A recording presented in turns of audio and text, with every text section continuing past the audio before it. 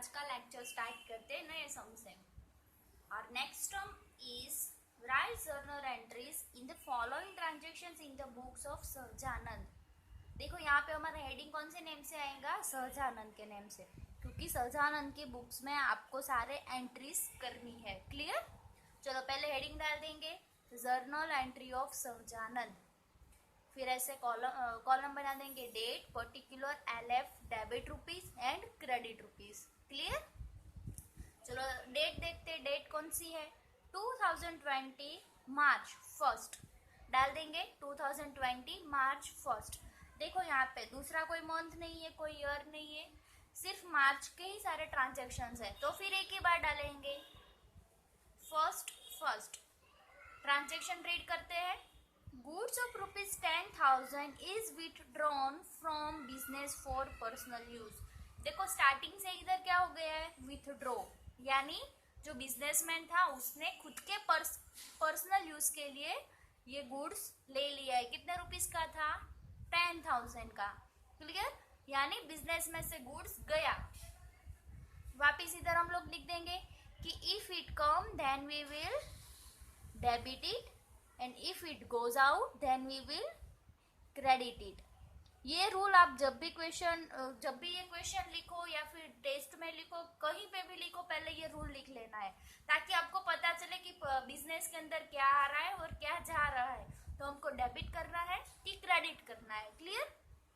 तो यहाँ क्या हो रहा है, बिजनेस में से गुड्स जा रहा है, लेकिन वो पर्सनल यूज के लिए, तो वो क्या बन जाएगा, हमारा ड्रॉइंग अकाउंट। ओके? और ड्रॉइंग अकाउंट आपको पता ही है वो डेबिट होगा। Drawing account debit to purchase account. इधर हम लोगों ने टू कैश अकाउंट या टू गुड्स अकाउंट क्यों नहीं लिखा, क्योंकि यहाँ पे गुड्स गया है, कैश तो गया नहीं है, गुड्स गया है। तो गुड्स हम लोगों ने कभी ना कभी परचेस तो किया होगा, तब गुड्स जाएगा।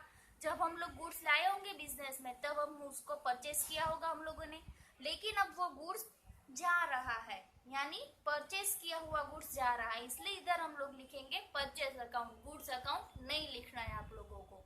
ओके? तो ये हो गया हमारा drawing account debit to purchase account. कितना रुपीस था, 10,000। क्लियर?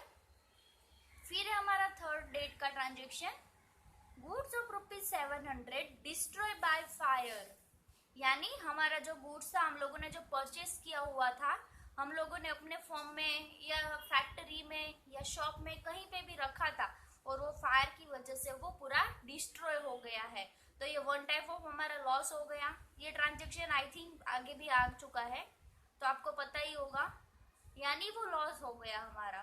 तो क्या होगा, loss on goods destroy by fire account debit. देखो यहाँ पे हम लोग ये पूरा क्यों लिखेंगे, क्योंकि कभी कभी क्या होगा, एक्सीडेंट की वजह से हो जाएगा, फ्लड की वजह से, तो उसका रीजन हमको इधर पता चल जाएगा कि उसके लिए हम लोगों ने सेपरेट अकाउंट बनाया होगा, इसलिए पूरा लिखना है, loss on goods destroy by fire account debit. देखो यहाँ पे गुड्स डिस्ट्रॉय हुआ है, वापिस ऐसा ही, गुड्स हम लोगों ने कभी ना कभी परचेस तो किया ही होगा, इसलिए हम परचेस अकाउंट क्रेडिट करेंगे। क्लियर? गुड्स यहाँ पे डिस्ट्रॉय हुआ है, यहाँ पे गुड्स हम लोगों ने पर्सनल यूज के लिए लिया है, तो ये सारी चीजें हम लोगों ने कभी ना कभी परचेस तो की होगी, तभी हम उसको गुड्स बोलेंगे, इसीलिए हम लोग यहाँ पे परचेस अकाउंट क्रेडिट करेंगे। ओके? कितनी अमाउंट आएगी, 700। ये कंपनी का लॉस हो गया, यानी हमारी जो कैपिटल थी, जो हमारा स्टॉक था, वो रिड्यूस हो जाएगा, तो इसलिए ये हमारा लॉस गिना जाएगा। ओके? फिफ्थ डेट का ट्रांजेक्शन, फिफ्थ डेट डाल दी इधर, goods of rupees 500 is stolen from business. देखो हमारे बिजनेस में से वापिस गुड्स क्या हो गया, चोरी हो गया। कितनी अमाउंट थी, 5,000, तो ये चोरी हो गया, तो ये लॉस हो गया हमारे के लिए, तो वापिस हम लोग उसको डेबिट करेंगे और लिखेंगे loss on goods stolen account debit to purchase account. Purchase account क्यों लिखा वापिस, क्योंकि वापिस जो है गुड्स है वो स्टॉलन हो गया है, वो चोरी हो गया है, तो गुड्स हम लोगों ने कभी ना कभी परचेस तो किया ही होगा, इसलिए उसको हम क्रेडिट करेंगे। कितनी अमाउंट आएगी, 500। क्लियर? डेट का ट्रांजेक्शन लिख दी इधर, eight date. Goods of ₹5,000 is destroyed due to sinking of steamer for which insurance company has admitted claim of 50% amount। यानी वापिस हमारा गुड्स डिस्ट्रॉय हो गया है और उसके लिए हम लोगों ने इंश्योरेंस लिया हुआ था, तो इंश्योरेंस कंपनी ने सिर्फ ऐसा बोला कि आपका 50% ही अमाउंट हम लोग आपको दे पाएंगे, आपका गुड्स जितना डिस्ट्रॉय हुआ है ना उसमें से। तो इधर डिस्ट्रॉय कितना हुआ था 5,000 का, तो कंपनी हमको कितना देने वाली है 50%। तो अब 5,000 का 50% कितना होगा, गुड 2,500। तो 50% तो हमको इंश्योरेंस कंपनी देगी, तो उसकी तो कोई बात नहीं, बाकी 50% किधर जाएगा, उसका तो कोई हमको कोई देने वाला तो है नहीं, पैसा गुड्स या कुछ भी, तो वो हमारे लिए बन जाएगा लॉस, क्योंकि वो डिस्ट्रॉय हो गया है इसलिए। ओके, तो अब एंट्री पर जाते हैं।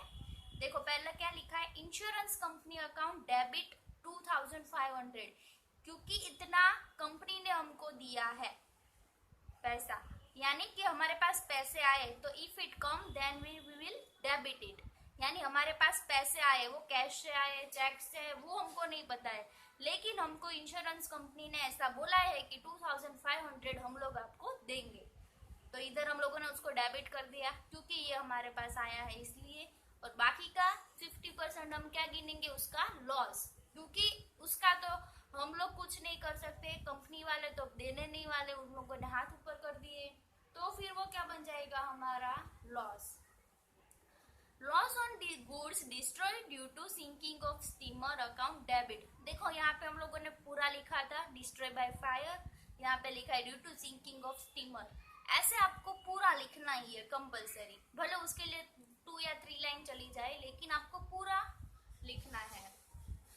Account debit to purchase account, क्योंकि गुड्स गया है, गुड्स डिस्ट्रॉय हुआ है, तो ये हम लोगों ने परचेस किया होगा, इसीलिए यहाँ पे हम लोग क्रेडिट क्या करेंगे, परचेस अकाउंट। चलो इंश्योरेंस कंपनी हमको 50% देंगी, यानी 2,500, लॉस कितना हुआ, बाकी का 50% 2,500, टोटल मिलाकर कितना होगा 5,000। ओके, नेक्स्ट डेट 10 डेट है, 10 लिखी इधर। Goods of ₹1,000 given as donation, हम लोगों ने क्या दिया, डोनेशन दिया, गुड्स दिया है, देखो कैश नहीं दिया है, गुड्स, तो लिखेंगे donation account debit to purchase account, हमारे पास से क्या जा रहा है, गुड्स, यानी टू परचेस अकाउंट लिखेंगे, क्योंकि ये भी हम लोगों ने कभी ना कभी परचेस किया होगा। Donation account debit to purchase account, clear. Amount है 1,000। 18 डेट लगा दी इधर। Goods of ₹400 receive as a free sample from manufacturer.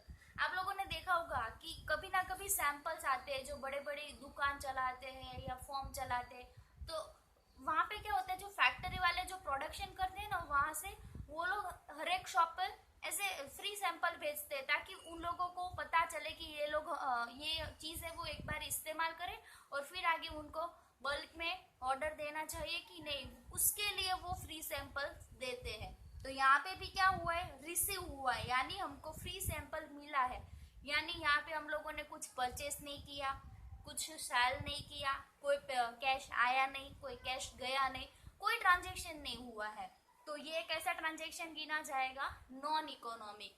Clear. आपको पता ही है कि कैश से कोई भी ट्रांजेक्शन हो या फिर कोई क्रेडिट ट्रांजेक्शन हो तो ही हम उसको इकोनॉमिक ट्रांजेक्शन बोलते हैं, जो हमारे फर्स्ट चैप्टर में आया था, फर्स्ट या सेकंड चैप्टर में, तो वो आपको ध्यान रखना है पहले से ही। चलो नेक्स्ट डेट है हमारी 22। गुड्स ऑफ, जो है important, goods of ₹1,500 is destroyed by fire, वापिस यहाँ पे गुड्स हमारा क्या हो गया, डिस्ट्रॉयड।